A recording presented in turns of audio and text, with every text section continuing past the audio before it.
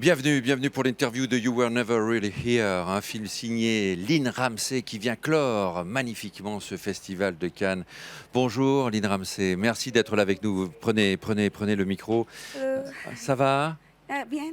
Bien, vous avez attrapé un peu froid en arrivant ici à Cannes, mais j'avoue que votre film, au contraire, nous donne un coup de chaud. Il est formidable, c'est un thriller puissant, intense, à la fois simple et direct, avec une mise en scène très riche, incroyablement bien rythmée. Je me suis demandé si l'envie de départ, en adaptant ce roman de Jonathan Ames, c'était vous n'aviez pas envie de donner des coups de marteau aussi, vous aussi, au monde du cinéma avec votre long métrage. En fait, tout le monde aime un film court à Cannes. Il ne dure que 85 minutes. En fait, non, j'adorais cette histoire courte. C'était sympa, c'était bien. Très puissant et je ne pouvais pas le poser une fois la lecture commençait. Mais le livret n'a que 10 pages. Donc mon film est un peu bizarre, un peu fou. Le personnage principal est un peu fou. On a filmé pendant 29 jours seulement. Oups, je perds mon oreillette.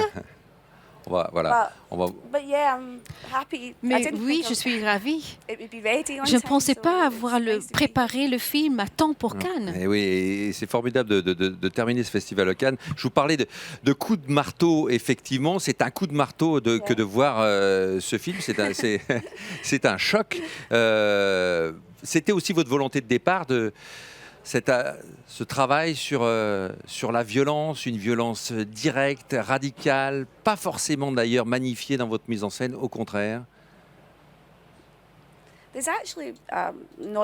En fait, il n'y a pas de violence à l'écran, vraiment. C'est toujours la séquence après la violence. Mais oui, c'est vrai, il y a un coup de marteau à plusieurs reprises. Oh, je perds mon oreillette, excusez-moi. Cette impression forte est aussi amenée par votre interprète, Joaquin Phoenix. Hyper intense, on le connaît, il est habité souvent par ses rôles. Vous avez pensé tout de suite à lui. Comment vous l'avez convaincu de tourner ce film avec vous ? Oui, on va vous aider un petit peu pour remettre... En fait, dès l'écriture, j'avais son image sur mon écran d'ordinateur. C'était son image à mon écran. Et je ne sais pas comment je l'ai convaincu. Je pense qu'il aimait bien mes autres films. C'était pour ça. Et j'avais très peu de temps pour travailler avec lui. Il est très demandé. Mais aucun acteur n'aurait pu faire le film avec moi. Effectivement. Et comment il s'est préparé ? Vous le savez, comment il s'est préparé à ce rôle et quelles indications vous lui avez données, Lynn Ramsay ? En fait, lui, il est venu très tôt pour faire la prépa, 8 semaines avant le tournage, donc on avait beaucoup de temps ensemble. C'était difficile pour moi parce que j'avais d'autres projets à faire, je devais faire le casting et tout, mais lui, il a vraiment travaillé sur son corps pour le muscler. En fait, il est venu pour préparer 2-3 mois avant le tournage. C'était formidable. Son corps, justement, vous intéresse. Son corps, vous le filmez, son corps hypertrophié. C'est vous qui lui aviez demandé de se muscler comme ça pour ce rôle ? En fait, c'était principalement lui, mais tous les deux, on avait parlé de comment il devait être Joe. Il devait être brutal, mais aussi avec plein de cicatrices et très humain. Non pas un héros doré avec plein de muscles luisants, comme les gens qui... Mais un vrai homme. C'était ça, grâce à lui principalement. Pourquoi le filmer filmer son corps, filmer son buste, filmer ses bras. Pourquoi cette attention particulière au corps de votre comédien dans ce film ? En fait, le film parle d'un homme avec des cicatrices. Donc, sur son corps également, il a des cicatrices. C'est comme le film La leçon de piano de Jane Campion et Harvey Keitel. Les femmes, les gens imaginent que c'est pas James Bond, c'est l'inverse de James Bond. Il a une masculinité pure qui est beaucoup plus intéressante qu'une factice. Et son corps corps avec cicatrices fait partie du personnage. Quel était votre enjeu de mise en scène? Qu'est-ce que vous vouliez? Qu'est-ce qui était le plus difficile pour vous? Qu'est-ce que vous vouliez surtout ne pas rater?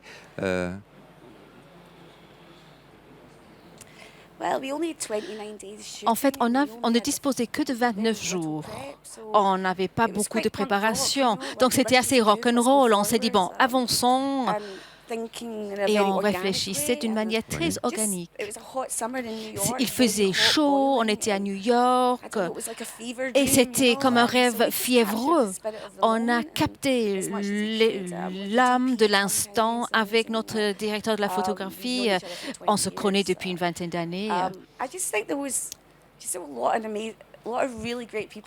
Il y avait tellement de gens super talentueux qui étaient impliqués et chacun faisait ce qu'il fallait faire.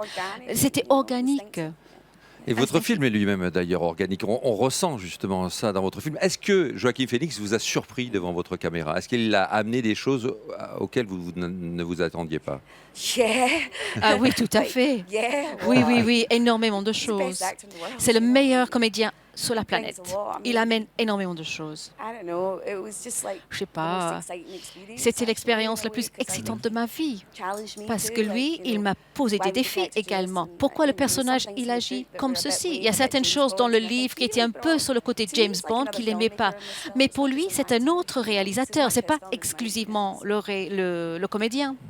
Qu'est-ce qui vous intéressait aussi? Vous filmez beaucoup de détails, vous filmez des mains, vous filmez des pieds, vous changez les angles de vue. Vous aviez beaucoup de caméras pour chaque séquence. Comment vous avez travaillé et pourquoi cette attention à tous les différents détails d'une scène?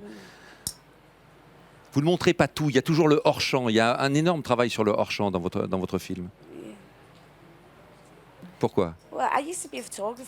En fait, auparavant, j'étais photographe, donc j'ai eu ma manière de regarder les choses.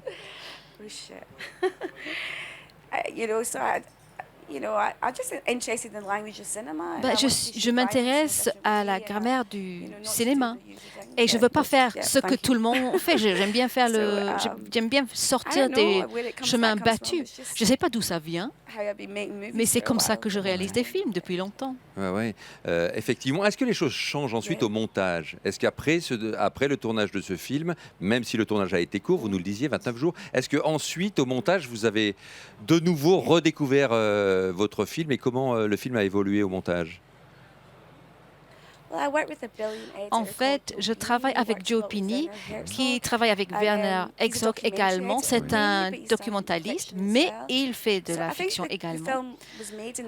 Le film a été réalisé lors du montage également. On le fait lors du tournage et on le complète avec le montage. On continue à travailler dessus finalement. Je faisais le mix la semaine dernière et il faut vraiment finaliser certaines choses, mais pour l'instant, on en est content.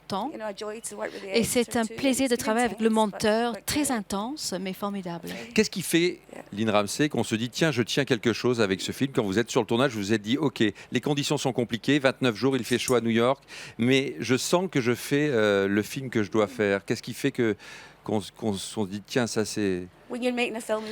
En fait, lorsque vous travaillez avec Joaquin Phoenix, vous savez que vous tenez de quelque chose de bon.